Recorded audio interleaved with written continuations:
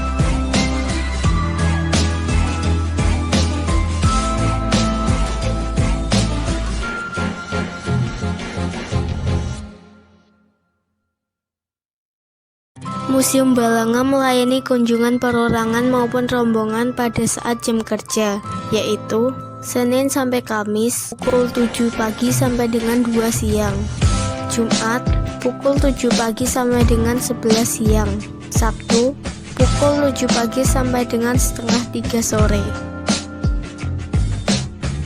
Untuk mahasiswa dan dewasa bisa membayar 2.500 per orang. Untuk murid TK, SD, SLTP, dan SLTA bisa membayar 1.000 per orang.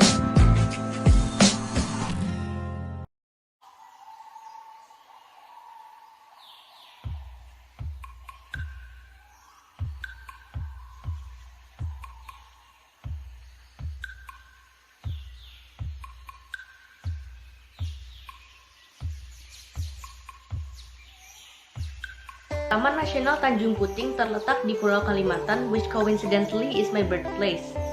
Tepatnya di Kabupaten Kota Waringin dan di Kabupaten Seruyan, Provinsi Kalimantan Tengah. Taman nasional ini sudah ada sejak zaman penjajahan Belanda yang awalnya bernama Suaka Marga Satwa Sampit. Kemudian, setelah bangsa Indonesia merdeka, diubah namanya menjadi Taman Nasional Tanjung Puting. Kekhasan utama Taman Nasional Tanjung Puting ini adalah menyaksikan secara langsung orangutan di habitat aslinya. Orangutan ini hanya ada di Indonesia, yaitu di Pulau Kalimantan dan di Pulau Sumatera. Untuk pelestarian destinasi wisata, pemerintah mendirikan Balai Taman Nasional Tanjung Puting (BTNTP) untuk konservasi sumber daya alam dan ekosistemnya. Upaya-upaya dalam menjaga konservasi ini adalah pengamanan kawasan dari perburuan liar, pengendalian kebakaran hutan, dan lain-lain.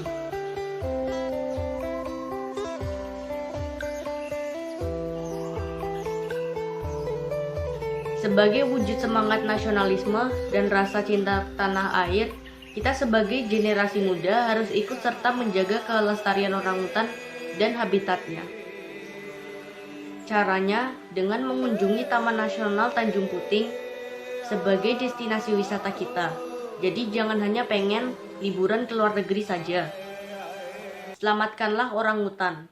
Teman-teman, tahukah kalian tentang Pantai Kubu? Pantai Kubu terletak di Kecamatan Kubu, Kabupaten Kota Waringin Barat, Provinsi Kalimantan Tengah. Sejarah Pantai Kubu bermula saat wilayah Kumai mempertahankan Kumai dari perebutan bangsa Belanda yang berbendera Australia. Di sini dibentuk pertahanan sangat kokoh hingga para pejuang menumpahkan darah dan keringatnya untuk memperjuangkan wilayah Kumai dari bangsa Belanda hingga kemerdekaan penuh didapatkan. Disebut Desa Kubu artinya dari bahasa Indonesia, pertahanan hingga peninggalannya masih ada, yaitu meriam dan kuburan para pahlawan hingga sumur abadi. Pantai ini merupakan daerah nelayan. Salah satu keunikan pantai ini yaitu membentang sepanjang 3 km dengan bentang garis membentuk huruf U atau melengkung.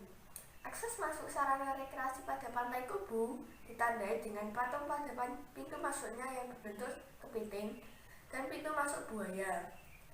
Pintu masuk kepiting diawali dengan dermaga kayu sepanjang kurang lebih 300 meter dari bibir pantai, yang biasa digunakan untuk menikmati keindahan pantai lepas laut. Pintu masuk buaya memiliki fasilitas sarana rekreasi, termasuk banana boat, penyewaan perahu keliling, dan restoran yang menawarkan santapan laut seperti cumi-cumi, kerang, kepiting, lobster, dan olahan laut lainnya. Pantai ini cocok untuk melepas penat karena juga memiliki pohon-pohon cemara yang membuat sejuk dan mendung, sehingga pengunjung nyaman. Terima kasih. Indonesia tanah air Saya dari SPK Santa Bernardus dari kelompok 10. Hari ini saya akan menjelaskan tentang Museum Kayu Sampit. Museum Kayu Sampit adalah museum yang berlokasi di Kota Sampit, Kabupaten Kota Waringin Timur, Provinsi Kalimantan Tengah, Indonesia. Museum ini dibangun pada tahun 2003 dan diresmikan tanggal 6 Oktober 2004. Museum ini dinamakan Museum Kayu karena Kota Sampit pernah berjaya di bidang perkayuan. Museum Kayu Sampit terletak di Jalan Jenderal S. Parman nomor 1, Mentawa Baru Hulu, Ketapang, Kabupaten Kota Waringin Timur, Kalimantan Tengah, Indonesia. Sekitar 49,07 km dari kantor Bupati Kota Waringin Timur. Museum Kayu Sampit biasanya buka pada hari Selasa hingga Minggu pada jam 8 pagi hingga jam 3 sore. Museum kayu ini juga menyimpan barang-barang seperti alat pengolahan kayu, alat komunikasi, alat rumah tangga, dan alat transportasi. Upaya pelestarian Museum Kayu Sampit. Yang pertama, jika ada larangan untuk tidak menemukan barang-barang, maka kita harus melakukan itu juga. Yang kedua, tidak merusak dengan cara mencoret-coret, duduk di atas barang tersebut. Mari kita mencintai Indonesia, dan disinilah kita lahir. Terima kasih. tempat berlindung di hari tua sampai akhir menutup mata.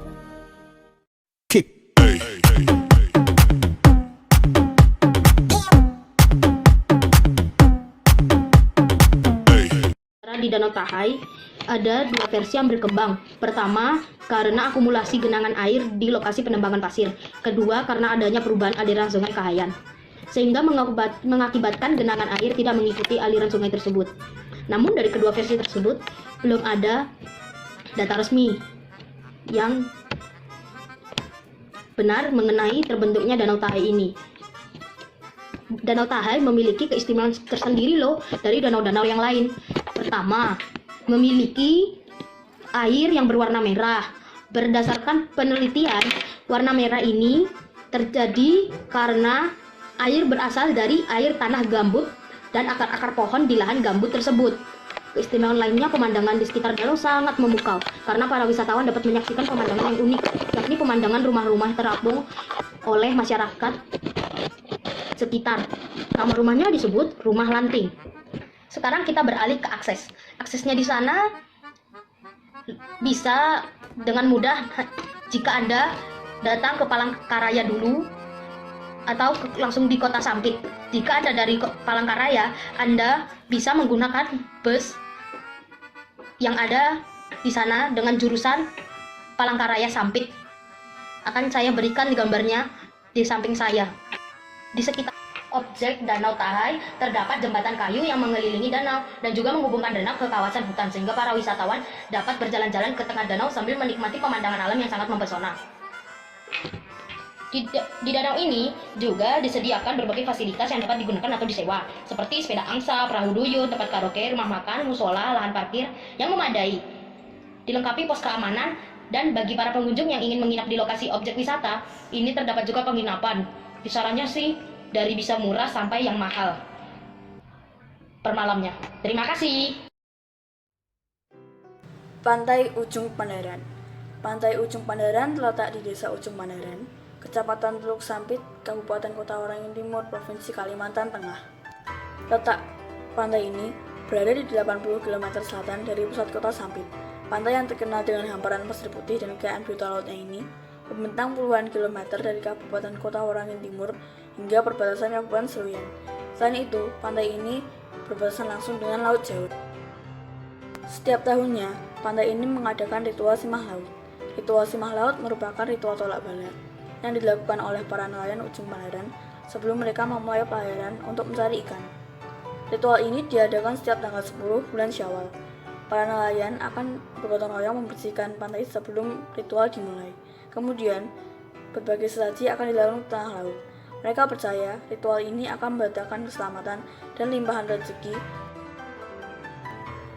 Akses menuju Pantai Ujung Pandaran. Dari Kota Sampit, kita dapat menggunakan kendaraan pribadi atau kendaraan sewa. Perjalanan menuju Pantai Ujung Pandaran dari Kota Sampit akan memakan waktu kurang lebih 3 jam dengan kecepatan rata-rata 60 sampai dengan 80 km per jam. Dari Kota Palangkaraya, kita dapat menggunakan kendaraan pribadi ataupun angkutan umum. Jika menggunakan angkutan umum, kita bisa naik bus jurusan Palangkaraya Sampit dari Terminal Palangkaraya. Setibanya di Sampit, dilanjutkan menggunakan bus menuju ke Teluk Sampit. Pengelolaan. Pemerintah daerah sedang melakukan pembenahan dan peningkatan secara besar-besaran di Pantai Ujung Pandaran. Berbagai fasilitas dibangun seperti dermaga wisata, pertokoan, pusat kuliner, ruang terbuka hijau, bundaran, dan lain-lain. Pembangunan tanggul juga dilakukan untuk mengatasi abrasi yang masih menjadi ancaman bagi pantai tersebut. Dengar nama Istana Kuning, kemungkinan besar akan terbayangkan sebuah bangunan megah berwarna kuning. Istana Kuning yang dimaksud adalah sebuah bangunan indah warisan Kerajaan Kutaringin. Sekarang saya akan menjelaskan tentang sejarah Istana Kuning. Mengapa dinamakan Istana Kuning? Warna kuning adalah warna keramat bagi masyarakat Kutaringin. Istana Kuning didirikan oleh Pangeran ke-9 dari Kerajaan Kutaringin, yaitu Imanuddin yang menjabat pada tahun 1811 sampai 1841. Istana Kuning yang nyatanya tidak berwarna kuning ini terbuat dari kayu ulin yang terkenal kuat dan banyak dipakai pada bangunan-bangunan tradisional di Kalimantan Tengah. Bangunannya serupa rumah panggung megah yang tidak dicat warna-warni, nampak tangga yang jenjang akan mengantar langkah pengunjung ke pintu masuk istana. Dalam Istana Kuning hampir tidak ada isinya. Ukuran bangunannya yang besar dan luas makin menambah kesan kosong istana tersebut. Istana Kuning berada di tengah kota Pangkalabun dan bersebelahan dengan lapangan Tugu. Kabupaten yang beribukota di Pangkalabun ini memiliki jaringan transportasi baik udara, laut, sungai maupun darat yang cukup baik. Terdapat Bandar Udara Iskandar di Pangkalabun yang berjarak hanyalah sekitar 10 km saja. Untuk saat ini Istana Kuning dijadikan sebagai kegiatan pariwisata dan perkantoran dengan tujuan mengakrabkan istana dengan masyarakat setempat. Kota Waringin Barat termasuk salah satu daerah memang disiapkan untuk menerima wisatawan baik domestik maupun mancanegara. Tetapi untuk sekarang dikarenakan adanya wabah COVID-19, Istana Kuning masih ditutup untuk wisatawan sampai waktu yang telah ditentukan oleh pemerintah setempat.